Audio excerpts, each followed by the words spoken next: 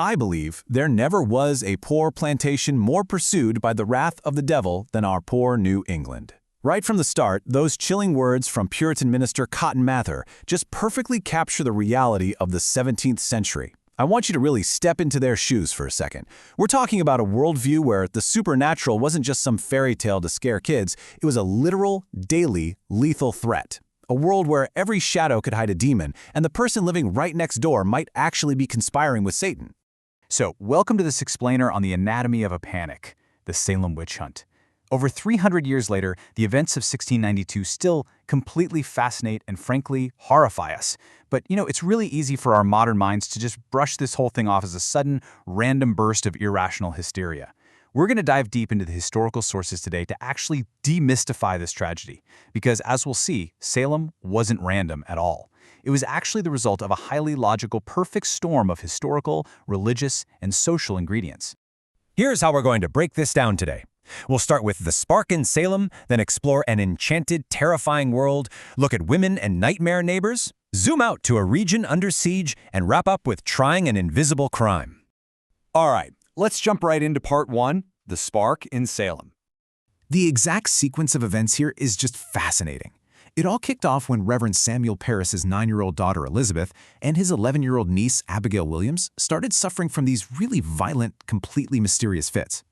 The local physician, William Greggs, takes a look, can't find a medical cause whatsoever, and basically throws his hands up, diagnosing them as being under an evil hand. Desperation totally takes over at this point. A neighbor, Mary Sibley, actually orders the minister's Indian slaves, Tituba and John, to bake a magical urine cake and feed it to a dog to sniff out the witch. Yeah, a literal urine cake. Reverend Parris was absolutely horrified by this forbidden countermagic happening under his own roof, but the damage was already done. The girls were pressured, and by late February, they formally named their tormentors. The spark was officially lit. Moving right along to part two, an enchanted, terrifying world. Now, you've very likely heard of this pop science theory, convulsive ergotism. Back in the 1970s, this idea spread like wildfire that the accusers in Salem were basically just hallucinating and having fits because they ate bread made from grain infected with the ergot fungus. It's this incredibly neat biological explanation, right? It makes our modern scientific minds feel so much better about the whole thing. Actually, scratch that theory, because the historical and biological facts just flat out refute it. Ergot poisoning causes some very specific symptoms, like a livid skin color, which were completely missing in Salem. On top of that, the girls' fits were visually cued. They would convulse exactly when a suspected witch entered the room or moved. A biological disease doesn't just trigger on command like that. So the absolute crucial point here is that we have to clear the deck of these biological myths. We need to focus on the real culprit, the deeply ingrained theological worldview of these colonists. And that brings us directly to the Puritan mindset. To them, the world was an intensely enchanted place. There's literally no such thing as a coincidence. Think about that for a second. If a comet appeared in the sky, or your crops failed, or a kid got sick, it was never just random bad luck. It was always either a direct message from God testing you, or a demonic attack that God permitted to punish you for your sins. We have to empathetically put ourselves in their headspace. The supernatural wasn't a superstition. It was an everyday, survival-level reality. Which brings us to part 3, women and nightmare neighbors. Get a load of this shocking statistic, 78%. That is the percentage of accused witches in New England who are female. Why such a huge imbalance? Well, Puritan ministers actively taught that women were both physically and spiritually weaker than men.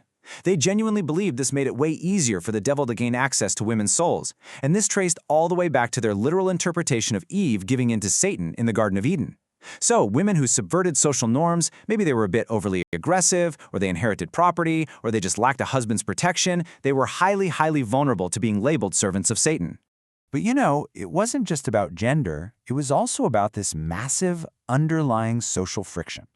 There was a fierce geographic and economic culture war happening right at ground zero. On one side, you had Salem Village, very agrarian, very traditional, and desperate for its own independence. Right next door, Salem Town. It was commercial, wealthy, and changing incredibly fast. And Reverend Parris was actively fanning these flames right from the pulpit, essentially preaching that the commercial interests of the town were literally the work of the devil. This kind of factional paranoia laid the perfect groundwork for neighbors to start turning on each other. Historians have actually mapped out exactly how these petty squabbles escalated into a deadly everyday cycle. It goes like this. Step 1. A neighbor asks for a simple favor, like borrowing a tool, and gets denied. Step 2.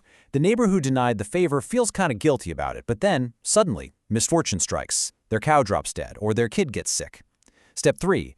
Instead of just accepting bad luck, they project that internal guilt entirely outward. They accuse the rejected neighbor of using witchcraft for revenge. Boom. It was a terrifyingly structured way to resolve everyday guilt in these hyper-tight-knit communities. Let's zoom out even further for part 4, a region under siege. These colonists were suffering from profound, collective PTSD. Just look at this mounting stack of geopolitical and religious crises they were dealing with. You've got devastating frontier Indian raids. And remember, the colonists genuinely believed the Native Americans were devil worshippers. Then the revocation of their precious Massachusetts charter. Throw in the authoritarian rule of the Dominion of New England. And on top of all that, subversive Quaker evangelists are showing up, challenging their rigid social hierarchy. Colonists literally describe themselves in their writings as being torn by wolves and besieged by hellhounds. The Salem Panic wasn't out of nowhere. It was the ultimate climax of 2 solid decades of feeling like their entire godly experiment was under a satanic invasion. Finally, part 5, trying an invisible crime. So, let me ask you, how do you actually prove an invisible crime in a court of law? The newly formed Court of Oyer and Terminer, which literally means to hear and determine, faced an absolutely unprecedented challenge. They didn't have standard physical evidence. There's no murder weapon here. They were trying to prosecute the supernatural. So the court had to rely on some highly dubious forms of evidence. They looked for voluntary confessions, for starters. They literally searched people's bodies for a witch's teat, where a demon supposedly fed. They used the bizarre touch test, where if an afflicted girl stopped convulsing the second the accused touched her, boom, that proved guilt. But the absolute most devastating tool in their belt was spectral evidence. This was testimony that the accused person's spirit, or specter, had attacked the victim while their physical body was somewhere else. Because the court decided to accept spectral evidence, they achieved a terrifying 100% conviction rate in the early trial. Track the terrifying speed of this tragedy. The court opens in June and immediately convicts Bridget Bishop, hanging her. July and August just bring waves of mass hangings. By the time the court is abruptly dissolved in late October, 19 people had been hanged, one man was literally crushed to death with stones just for refusing to enter a plea, and several others died languishing in prison. It was a rapid, incredibly lethal machine. So how does a runaway train like this actually stop? Well, the collapse finally happened when over 50 of the confessors suddenly began to recant.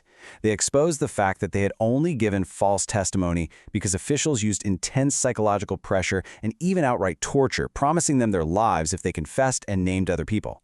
Right around the same time, the leading ministers finally turned against the court. They declared that spectral evidence was entirely unreliable. For one simple reason, the devil could easily impersonate a totally innocent person. The absolute horrific irony of Salem is that the only people who were actually executed were the ones who courageously refused to falsely confess. So, here is a question I want to leave you with today. Sure, we no longer believe in spectral evidence, and we definitely aren't baking urine cakes anymore.